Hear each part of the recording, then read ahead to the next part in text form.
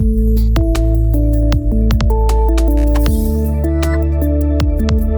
Master Trade. Hello, everyone, and welcome back to We Master Trade's interview series. It's great to have you with us today as we explore new strategies and real stories from active traders. Today, we are honored to have a live interview with Ms. Sokphal Min from Cambodia. She will be sharing some of the most effective entry strategies that every trader can apply in their daily trading. Stay tuned for valuable insights. Assisting us in today's interview is Alam, Head of Account Management at WeMaster Trade, who will offer professional translation support throughout the interview. So let's get started. ចា៎ជំរាបសួរបងខ្ញុំសូម ចា៎ អនុញ្ញាតថតវីដេអូឡើងទុកជាឯកសារសម្រាប់បង្ហោះនៅលើបណ្ដាញសង្គមដើម្បីឲ្យ shader ផ្សេងទៀតអាចចូលមកសិក្សានិងរៀនសូត្របានណាបង ចាបានចា First, could you share with us the reasoning behind the two trades highlighted in red in the image just now? ចា៎ ចា ខ្ញុំ ឥឡូវខ្ញុំសូម ចា៎បងឥឡូវនេះខ្ញុំសូមសួរបង ចា៎ សំណួរទី1គឺបង ចា៎ សូមចែករំលែកពីមូលហេតុក្នុងការជូន order ទាំងពីរដែលបានបង្លឹកពណ៌ក្រហមណាបង ចាបងហ្នឹងហើយអញ្ចឹងខ្ញុំសូមចែករំលែកបទពិសោធន៍នៃការចូលផ្សាររបស់ខ្ញុំហេតុអ្វីបានជាខ្ញុំចូលផ្សារនៅតំបន់នេះដោយសារតែក្នុងការ trade របស់ខ្ញុំគឺវាមាន technique ច្រើនហើយការ trade របស់ខ្ញុំផ្ដោតទៅលើ moving average នៅពេលណាដែលទីផ្សារមានលំហូរឡើង uptrend ទានទាំងអស់គឺវានឹងនៅលើខ្សែ moving average នេះអញ្ចឹងខ្ញុំរងចាំមើលទានដែលវា confirm ថាឡើងនោះខ្ញុំនឹងបាយតែតំបន់ឡើងនេះផ្សារគឺវាកំពុងតែមានលំហូរឡើងហើយតែឡើងនេះគឺវាបែរជាធ្លុះខ្សែ moving average ធ្លាក់មកហេតុអីបានជាហ៊ានចូលឡើងនេះគឺដោយសារតែខ្ញុំប្រើ technique របស់ Fibonacci នេះ Fibonacci យើងទាញវាយកមកវាស់មកគឺវាដល់តំបន់ 61.8 ហ្នឹងអញ្ចឹងក៏ខ្ញុំបន្ថយបាយឡើងហ្នឹងឡើងទៅអាហ្នឹងហេតុផលទី1អាហ្នឹងទី1ហើយទី2កន្លែងនេះហេតុអីបានជាខ្ញុំបាយនៅតំបន់នេះដោយសារតែផ្សារវានៅក្នុង uptrend នៅឡើយទេ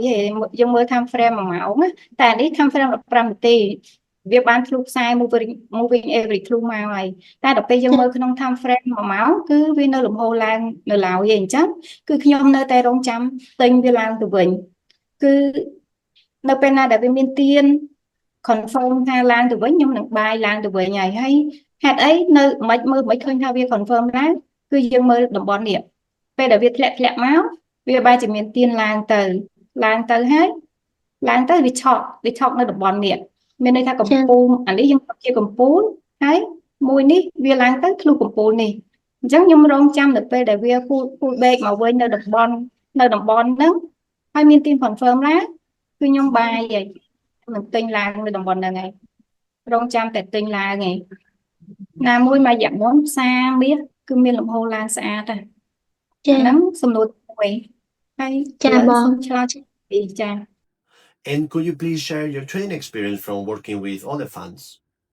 ចាបងសំណួរទី2គឺបងសូមចែករំលែកបទពិសោធន៍ជួយដូរថា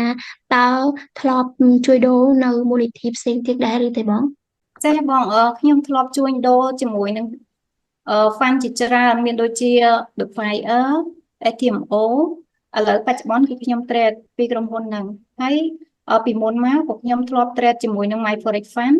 ហើយនឹង MP Fund ផងដែរតែក្រុមហ៊ុនទាំងពីរហ្នឹងឥឡូវគឺគេបិទហើយតែក្រុមហ៊ុនលែងដំណើរការបិទចោល So what led you to WeMaster Trade? How did you come to know about it?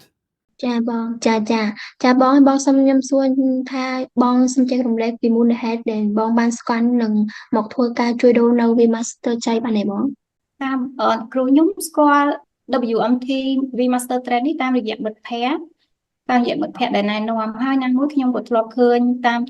TikTok តាម Facebook តាម YouTube អីផងដែរព្រោះអីWeMaster Trade នេះឥឡូវចាប់ផ្ដើមបើក្រុមហ៊ុនមកដូចជារយៈពេល2ឆ្នាំហ្នឹងតែពួកខ្ញុំអត់ដែលបាន trade ជាមួយនេះជាលើកទី1របស់ខ្ញុំហើយដែលខ្ញុំសាកល្បងជាមួយនឹង WeMaster Trade. Finally, would you like to share any advice or thoughts with other clients? ចាបងចាតើបងមានអ្វីដែលចង់ចែករំលែកដល់ trader ថ្មីទៀតដែរឬទេ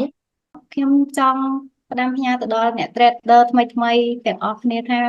មុននឹងយើងចាប់ផ្ដើម trade សូមឲ្យយើងសិក្សារៀនសូត្រឲ្យបានមានចំណេះដឹងក្នុងខ្លួនឲ្យបានច្រើនសិនហើយចាំយើងសាកល្បង trade ហើយកុំសម្រេចចិត្ត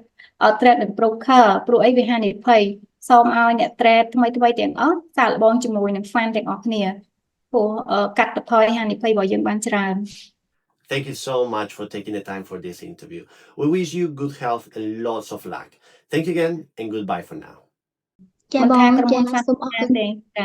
ចា ចាសូមអរគុណបងស្រីច្រើនណាក្នុងនាមក្រុមហ៊ុនខ្ញុំសូមជូនពរបងស្រីឲ្យមានសុខភាពល្អបរិបូរណ៍សូមអរគុណបងច្រើនណាបង ចាសូមអរគុណអ្នកគ្រូ A heartfelt thank you to Ms. Sokfal Min for joining us today and sharing her valuable trading insights, including her effective entry strategies and practical experience. Our gratitude also goes to Alam, Head of Account Management with Master Trade, for providing the translation support. Thank you. For all traders watching, be sure to follow with Master Trade for more guidance and trading opportunities. Thank you once again, and we look forward to welcoming you back in our next session. Bye-bye.